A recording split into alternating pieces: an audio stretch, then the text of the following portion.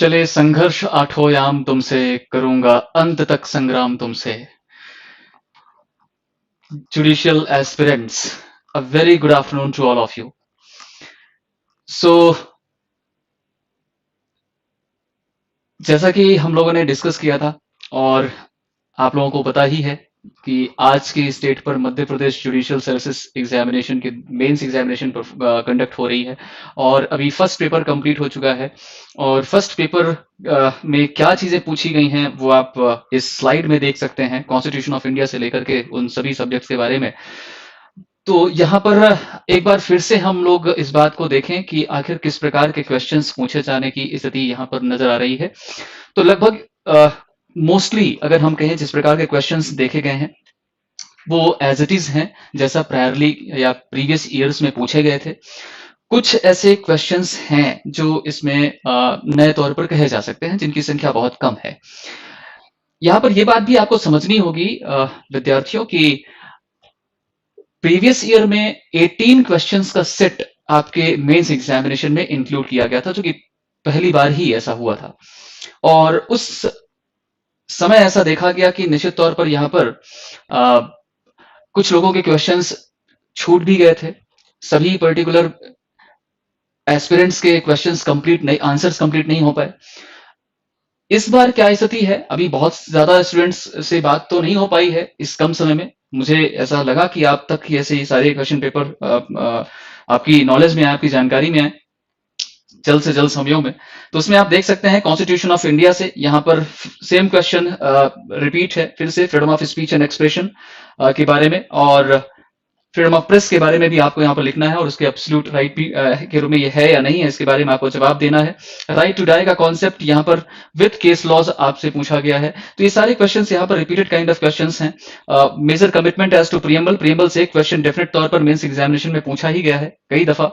तो निश्चित तौर पर ये सारे क्वेश्चंस वही हैं जो आज आप देख पा रहे हैं कि आप में से जितने भी कैंडिडेट मेंस एग्जामिनेशन में अपीयर हुए हैं या अपीयर होने के लिए अपने आप को प्रिपेयर कर रहे थे, तो ये सभी वही पर्टिकुलर क्वेश्चंस यहाँ पर रिपीट हो रहे हैं और लगभग आप अपनी तैयारी में इतने स्ट्रांग रहे होंगे। मैं उम्मीद करता हूं आपने बहुत अच्छा परफॉर्म किया होगा अपने इस क्वेश्चन पेपर के लिए, जिस प्रकार से आपने अपने आंसर लिखे होंगे। और ठीक उसी प्रकार से आप सेल्फ प्रोसीजर कोड के अंतर्गत इन क्वेश्चंस को देखिए। यहाँ पर भी ये सारे क्वेश्चंस रेस जुडिकेटर से, ऑर्डर नंबर 23 से, order number 7 rule 11 rejection of plaint से, वही सेम पर्टिकुलर क्वेश्चंस जिन पर आपने प्रैक्टिस की होगी। ये सारे क्वेश्चंस एज इट इज यहाँ पर किसी न किसी पर्टिकुलर ईयर्स में, किसी न किसी वर्ष में मध्य प्रदेश जुडिशरी के मेंस एग्जामिनेशन में पूछे गए हैं। ट्रांसफर प्रॉपर्टी एक्ट में भी आप देखिए डेफिनेशन प्रोविजन से लेकर के और कुछ स्पेसिफिक प्रिंसिपल्स या डॉक्ट्रिन्स जो ट्रांसफर प्रॉपर्टी एक्ट के अंदर कंटेन करते हैं, उनमें से कुछ ऐसी बातें एक्सप्लेन करने के लिए पूछी गई हैं। ऑस्टेंसिबल ऑनर से संबंधित क्वेश्चंस बहुत ही इंपॉर्टेंट पोर्शन है ये ट्रांसफर प्रॉपर्टी एक्ट के अंतर्गत। फ्रॉडुलेंट ट्रांसफर हो, यह इसमें full length kind of question और शॉर्ट नोट में भी चीजें कई बार लगातार पूछी गई हैं इन अलग अलग वर्षों में ही।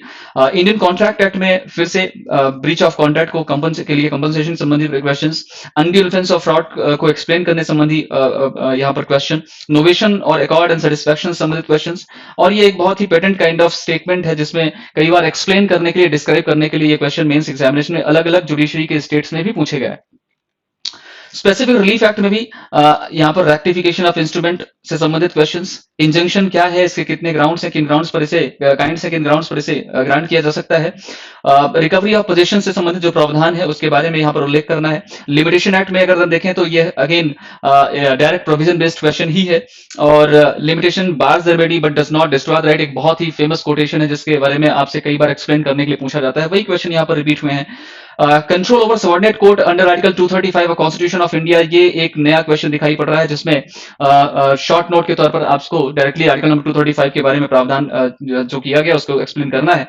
Ready and willing to perform the terms of contract के बारे में भी आपको यहाँ पर शॉर्ट नोट के बारे में चीजें पूछी गई हैं जो अपने आप में एक डिफरेंट जोन में जाकर के पूछा गया है। तो इसके बारे में आपको शॉर्ट नोट लिखना है। प्रिसेप्ट जो कि अगेन सेक्शन नंबर 46 सीआरपीसी का एक प्रावधान है जिसके बारे में आपसे डायरेक्टली क्वेश्चन पूछा गया है। मेरा ख्याल है 18 क्वेश्चन यहाँ पर लगातार पूछे गए हैं। 18 क्वेश्चंस का जो पैटर्न अभी सेट किया गया, ये पिछले ईयर में भी इसी प्रकार का सेट ऑफ पैटर्न यहाँ से पूछा गया था। तो अब आपको इस जोन में अपनी प्रिपरेशन करनी चाहिए। प्रीवियसली जो आपसे 12 क्वेश्चन पूछे जा रहे थे, अब उनका दायरा एक्सीड कर दिया गया है, बढ़ा दिया गया है।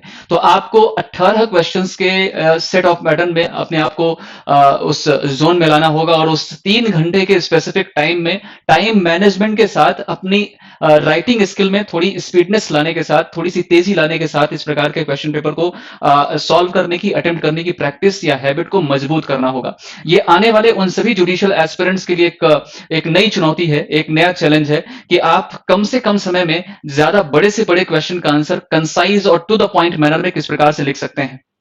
तो यहां पर आपको ये फैक्ट समझना होगा कि 18 क्वेश्चन पूछे गए हैं और ज्यादातर क्वेश्चंस की अगर नेचर को समझने की कोशिश करें तो उनमें भले ही वो 4 मार्क्स में पूछे गए हों, लेकिन उनमें लिखने का जो दायरा है थोड़ा सा लेंदी पॉइंट में ही दिखाई दे रहा है। मीन्स उसको थोड़ा सा ज्यादा वर्जन में लिखने का एक नेचर दिखाई दे रहा है वो कम नंबर में ही। तो यहां पर समय भी लगेगा, टाइम भी लगेगा, स्पीड भी चाहिए, क्योंकि इतने कम समय में आप उस पर्टिकुलर क्वेश्चन का कंप्लीट आंसर लिखना चाहते हैं तो आपकी प्रैक्टिस बहुत ज्यादा होनी चाहिए और आपको उस क्वेश्चन के आंसर में सोच विचार कर नहीं, आपको अपने क्वेश्चन का आंसर एक सिनॉप्सिस बेसिस पर पहले से ही प्रिपेयर करके रखना होगा, पहले से ही प्रैक्टिस करके रखनी होगी। तो अभी जिस प्रकार का पैटर्न चल रहा है उस पैटर्न में सिर्फ और सिर्फ नंबर ऑफ क्वेश्चंस एक्सीड किए हुए हैं और ये नया पैटर्न आपके लिए सेट हो रहा है मध्य प्रदेश जुडिशरी के मेंस एग्जामिनेशन के लिए। साथ ही साथ आपकी प्रैक्टिस यहाँ पर बहुत ज्यादा आपकी हेल्प करने वाली है। जितना ज्यादा प्रैक्टिस किए रहे होंगे उतना ज्यादा आपको हेल्प मिलेगी आपको अपने समय को मैनेज करने में, अपने टाइम को मैनेज करने में। तो मैं आप सभी को फिर से शुभकामनाएं देता हूं अपने अपकमिंग दूसरे क्वेश्चन पेपर के लिए जो आप अभी अटेम्प्ट कर रहे होंगे या कल के अपने इस डेज में, इस दिनों में आप अटेम्प्ट करेंगे, तो उसके लिए शुभकामनाएं हैं। निश्चित तौर पर आप बहुत अच्छा परफॉर्म करेंगे। आप सभी जुडिशियल एस्पिरेंट्स को बहुत बहुत शुभकामनाएं।